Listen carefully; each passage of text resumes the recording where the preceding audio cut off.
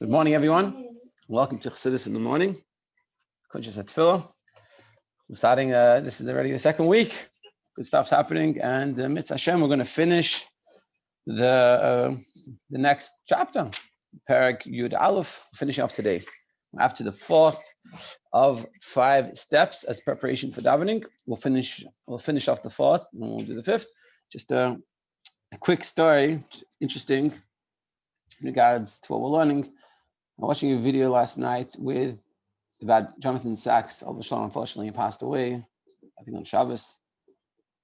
So they had some interviews that Jem had interviewed with him, and he said that what connected him, what got him connected with Chabad, was that he came to 770 and he saw people davening for Avodah, and he noticed that they changed. He physically saw them change from before their davening to after davening. And he was like blown away. He goes, I didn't know davening could do that. I think this is very apropos to what we're doing, trying to learn how to daven and try to have that change happen to us. So I was like, wow, it's pretty cool. And also, something interesting, if you want to check it out, the Hayom Yom for yesterday, Chaf Aleph Cheshvan, it all talks about things from Kuntres Hatefila. It's all about Kuntres Hatefila, about davening.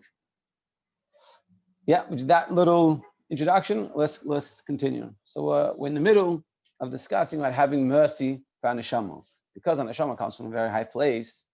It comes, from being next to God, and suddenly comes down to this physical world and has to deal with physical issues. And it's the whole avodah that it has is totally transformed itself. Meaning, it's not just has to do this; it's trying to do the same thing that it was there, just do it here. But now it has to eat and sleep and has to deal with the body and nefesh bahamis. So it's a whole different ball game. Let's see, page 114 on the top. Descending below, the godly soul is clothed in a body and an animal soul. Then, even the soul's avodah in one's mind and heart is altogether in a different sort compared with its prior service. So even when it does do avodah with the mind and with the heart, it's totally different than what it was before it came down. Even this low avodah requires prodigious and immense toil. And even if you're doing the right thing, but the amount of effort it has to put in is infinitely more than what it had before. It's like running, and suddenly you start running on sand. I know how to run, but running on sand is totally different. So much more of an effort. So too within the neshama. Where before it came down, all the avodah that it did was easy, it was nice, it was fun. But now, it's avodah in this world is much more difficult. Particularly, a person should reflect on how he has further demeaned his godly soul by his unworthy thoughts, speech and deed, and even more, if you didn't do everything the way you meant to do, so therefore it's more of a challenge for your nefesh l'kis.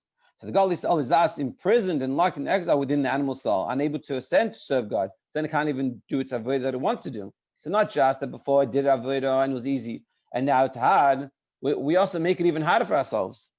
Even with all the great effort and many preparations described above, and even if we do everything that we were talking about before. But the reality is, if we're not listening to nefesh l'kis all the time, we're listening to nefesh bahamis, so therefore we're in this situation. Thus, the sorry plight of the soul is exceedingly great and utterly stark. So therefore, we have to feel bad for the nefesh l'kis. For this reason, and it's our nefesh l'kis to feel bad for, not for some nefesh l'kis, for our nefesh l'kis. For this reason, we say in the abundance of your mercies, have compassion on us. And this is why we're asking Hashem to have compassion on us, because emphasizing your mercies, we cannot fully fathom the great pity on the soul, since we neither understand nor sense its prior loftiness and height. Because we can't understand where the neshama was, we can't truly appreciate what that is. We can discuss and forbearing about it and meditate on it, and that's good. But he's saying truly we can never understand it. So therefore we're asking God, who does understand it, to have the compassion. Nor do we feel the enormity of the soul's descent. We also don't feel how intense it is coming down. Therefore, we beseech, in the abundance of your mercies, since everything is revealed and known to you, have compassion on us. Hashem knows what's going on, so we're asking Hashem to have compassion on us.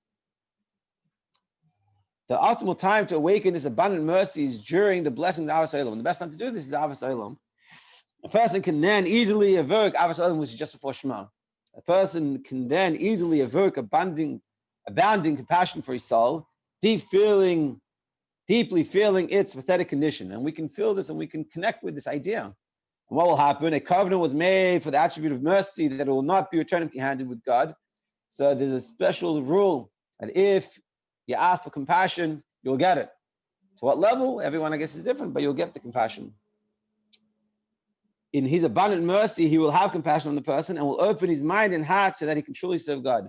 And when you ask for this compassion, you say, Hashem, please have mercy on my nefesh elokis. Help my nefesh elokis, please.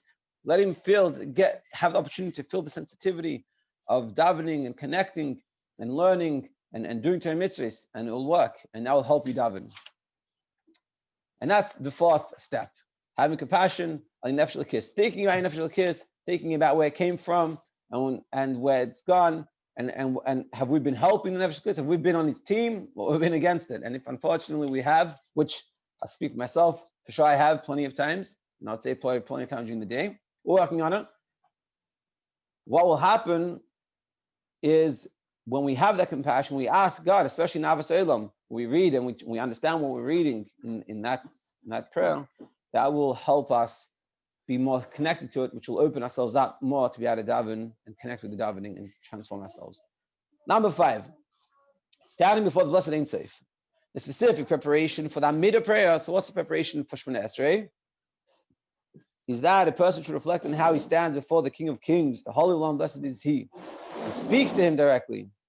Blessed are you, you are powerful, you are holy, you bestow understanding. Return us our Father. See, if all these words are you, we're talking to God. We're not talking something somewhere, I don't know. He's saying, God, you have to appreciate God is standing next to you, so to speak, and you're talking to him. And you have to understand this, you have to realize this. This preparation is particularly apparent when one contemplates briefly with this concentration, the greatness and exaltedness of Ein Sof. And not just that you think you're standing in front of God, but you have to think about, what does that mean that I'm standing in front of God? What level of godliness are we talking about? I'm talking about the level of godliness that it's manifest in creation, which is a much lower level of godliness. Hey, it's a good level, but there are different levels. So what level are we talking about? How everything is not before him, even the loftiest of levels. So we're talking about not that level of God, how he creates the world and keeps the world in existence. We're talking about the level of God way above all this.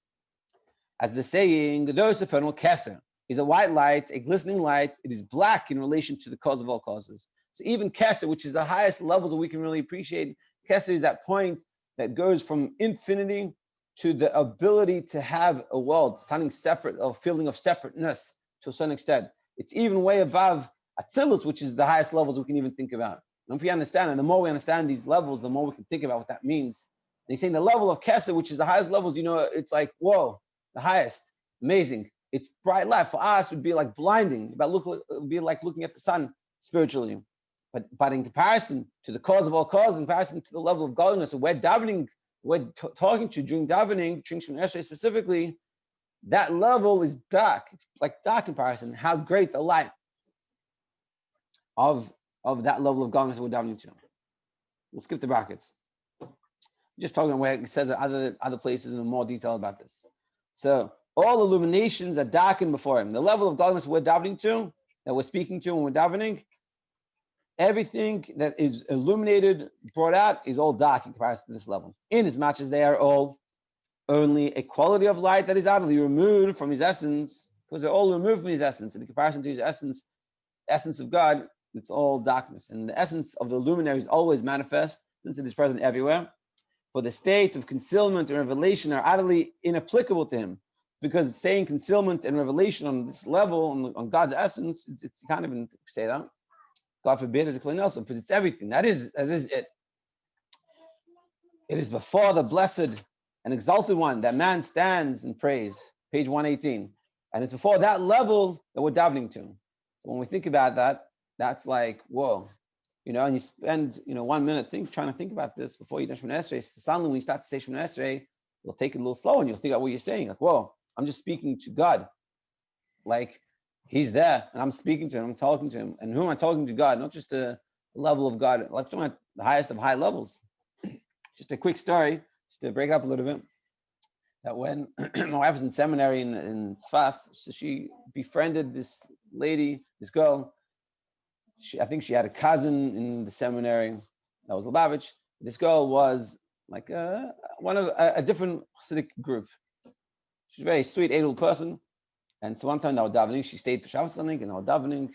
It was a Sunday, and the girl starts crying during davening. And Michal's like, "Whoa!" Like this guy's crying, like, "Whoa, what a davening!" Like, and she was very impressed, a little bit like maybe sad by the fact that she didn't cry during davening.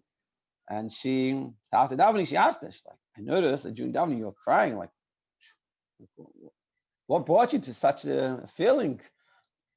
So she said, when I was in school, I don't know if it was in seminary or in school, she goes, we got taught that when we daven, we should think about how there's a lion running after us, chasing us, and where it's chasing us, it's running after us, you know. And everybody watch like one of these animal documentaries in National Geographic, and you see the lion chasing its prey and capturing it, you know, killing it and eating it. And so that's what that was her meditation. And so like it freaked her out. So she started like, she was crying. She was like scared of this lion coming to eat her. I don't know exactly how it ties back into the davening. I guess maybe you feel like that's how much I should have for God. So that was the meditation that she was taught. The Rebbe Rashav teaches a different meditation to realize where God is and what level of God we're talking to, and that's the level we're talking to. And it's like, well. So continuing on. So this can be better understood in light of what has been explained elsewhere on the verse, you are God alone you have made. So contemplating all this, the person will be filled with a tremendous awe. So we think about all these levels and how we're davening to not the level of God as he creates the world, not the level of God how he's about creation of the world, but the level of God that it's even Keser, which is the lightest of brightness of bright, is darkness in front of him, and that's who we're speaking to. The contemplating all this, the person will be filled with the tremendous awe, and in his soul will be a state of inner nullification. And you'll be in this level of like humility, like whoa, like whoa, you know, and it just like sort of make you feel small in a positive way, like wow, you know, I'm so fortunate. It's like, you know, it's like go to the Yechidus or something, stand from the Rebbe, you know, you don't feel like so broad. You might feel, you know, you feel like this, like whoa, like I have this opportunity. And the more you do this and the more you get good at it, so to speak, the more you accustom yourself to do it, the more you'll have that feeling. This constitutes the principal aspect of the Amida, and this is what Amida is all about. Namely, that a person should become nullified specifically. Shmonesha is about nullifying yourself and being and feeling that you're in the presence of God himself.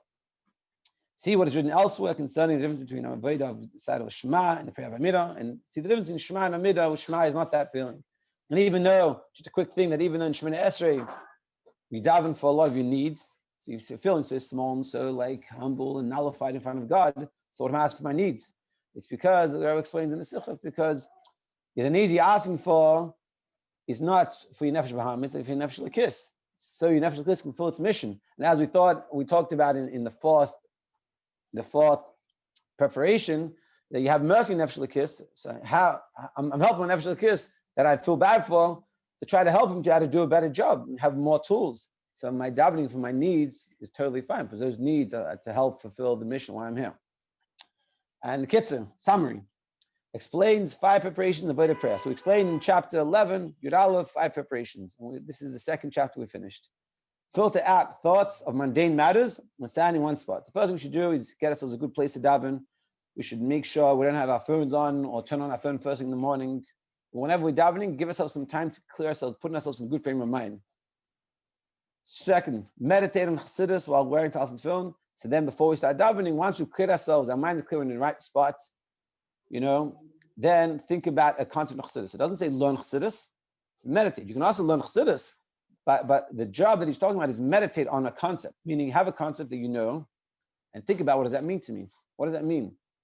And how can I use it? How can I implement that in my life? How can I connect with that?